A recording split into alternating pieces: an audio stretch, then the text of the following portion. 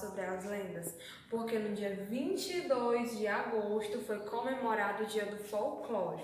E lendas é um tema muito importante para a gente falar quando a gente fala de folclore. A gente vai saber um pouquinho aprofundado sobre a lenda da Iara, do Boi-bumbá, do Saci, do Curupira e do Neguinho do Pastoreiro, tá bom? Então vamos agora entender melhor. Iara é essa moça aqui. Ela vivia às margens das águas hoje em dia, né? E por que ela vive nas margens das águas? Porque quando ela era moça, o pai dela gostava muito dela, achava muito bonito os seus cantos, mas tinha dois irmãos que não gostavam, tinham muitos ciúmes. E então um dia eles planejaram matar a Iara, né? Mas, como ela era uma guerreira indígena, né, diz a lenda que ela era filha de um pajé que morava numa aldeia, ela era muito guerreira e sabia lutar. Então, ao invés deles matarem ela que matou os dois. Porém, o seu pai, o pajé, ficou tão zangado com o que ela fez que ordenou que os homens fossem procurar ela e matar. Então, quando encontraram a Iara, amarraram ela e jogaram para o mar. Só que o que aconteceu? Ela ressuscitou virando uma sereia. Uma sereia que hoje em dia ela encanta os homens que vão lá nas suas aldeias, nas suas águas, né? Porém, ela também protege os peixinhos, protege os bichinhos do mar. Tem esse lado bom dela, tá certo? Mas tem que ter muito cuidado quando for pescar à tardinha, porque ela pode estar lá naquelas águas. Agora vamos falar do Saci. Quem é o Saci? Saci, ele vive com um gorrozinho vermelho e um chubuzinho na sua mão. O Saci é da cultura brasileira, africana e lendas europeias.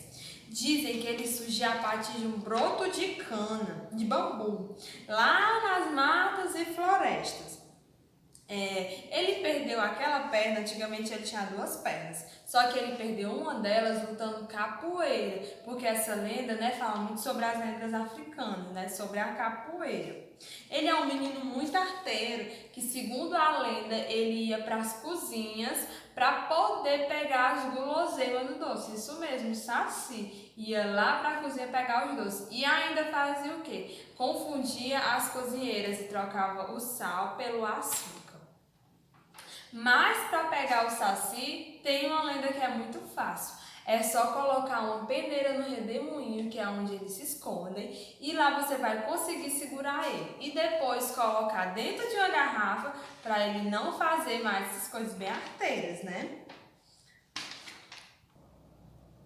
Agora vamos falar sobre o Bumba Meu Boi.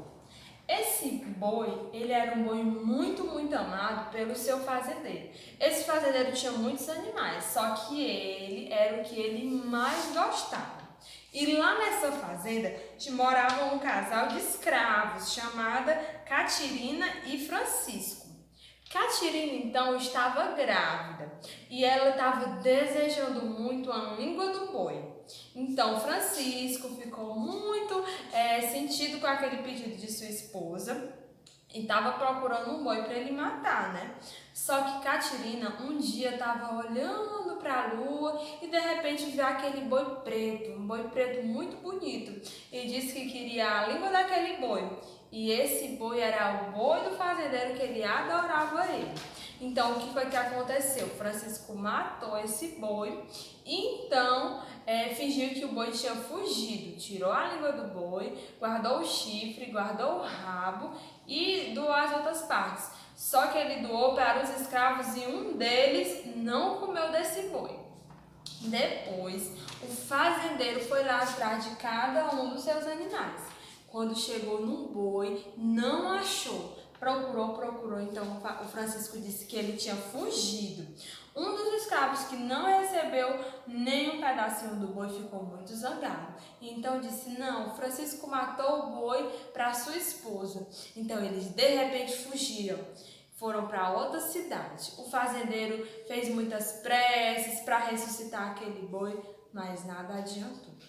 Passou-se algum tempo, aquele menino que estava dentro da barriguinha da sua mãe, que foi o tão sonhado desejo, escutou a história e ficou muito curioso com o que ele poderia fazer, queria ir lá conhecer esse fazendeiro. Então, chegando lá, ele pegou e avistou aquele rabo muito bonito que era do boi, muito amado por ele. Lembrando que o boi era tão amado que ele até dançava, era uma das suas qualidades principais. Então aquele menino soprou o rabo do boi e quando foi de repente o boi ressuscitou e então saiu chifrando todo mundo e começou a dançar. Então dizem a lenda, né, que esse menino que ressuscitou aquele boi tão amado pelo fazendeiro que foi o fruto do desejo da mãe dele. Agora vamos entender um pouquinho sobre o Curupira. Quem era Curupira? Curupira era um menino que ele tinha os cabelos vermelhos, os olhos verdes e as perninhas, os pezinhos para trás. E por que ele tinha esses pés para trás? Porque ele tinha o poder de confundir todos aqueles caçadores que iam na floresta para fazer maldade com os animais. Ele é conhecido como protetor das plantas e dos animais. Ele costuma ficar em cima de uma mangueira, desfrutando daquelas deliciosas mangas. Mas quando ele vê um caçador, ele vai atrás dele e faz ele se perder. Isso mesmo. Quando ele se perde, pode ser até também um adulto que está andando na floresta, ele se perde e fica rodando em círculo, procurando o caminho e não encontra. Diz a lenda que se isso acontecer com você, você pode conseguir sair. Você pega um cipó, amarra bem amarradinho, esconde bem direitinho a ponta, e diz assim: duvido você desatar, joga para cima para o curupira poder ir atrás desse cipó. O curupira ele é muito danado, então ele vai ficar lá intertido, tentando desatar aquela bolinha bem acostadinha que você fez. E então, com esse tempo, você pega e foge e vai procurar o caminho, pois ele que estava enganando você para você não sair da floresta. Agora vamos falar sobre o neguinho do pastoreiro.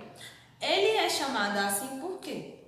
Porque ele gostava muito de pastorear, né? De passear com os animais. Um certo dia, o fazendeiro pediu para que ele fosse passear. Com eles tinha também aqueles cavalos, um cavalo chamado cavalo baio. Então ele tinha que ter muito cuidado, porém ele era um menino de apenas 14 anos. Então quando os animais estavam lá passeando, de repente ele foi juntar eles para ir embora e tinha percebido que perdeu o cavalo baio, o cavalo preferido do fazendeiro. Então quando chegou lá, como ele era um escravo, o fazendeiro mandou dar várias chicotadas nele para ele poder procurar o cavalo. Ele voltou, mas nada encontrou. Então, amarraram ele e colocaram em cima do formigueiro. Quando foi no outro dia, ele amanheceu sem as marcas do chicote, com a pele lisinha e com a Virgem Maria do seu lado. Isso mesmo, a Virgem Maria desceu dos céus para poder ajudar aquela criança, aquele pastoreiro. E junto dele estava o cavalo baio. O fazendeiro se arrependeu bastante, pediu muito perdão à Virgem, porém não foi escutado. Apenas eles saíram com uma luz muito forte no caminho. Então, dizem que até hoje, quando você perder alguma coisa, você deve o quê? Levar uma vela lá para aquele lugar da floresta, onde você perdeu, pode ser algum animal, alguma coisa importante, e pedir para ele: foi aqui que eu perdi, foi aqui que eu perdi. Então ele vai lhe ajudar com aquela vela que ele pega e leva para a sua virgem.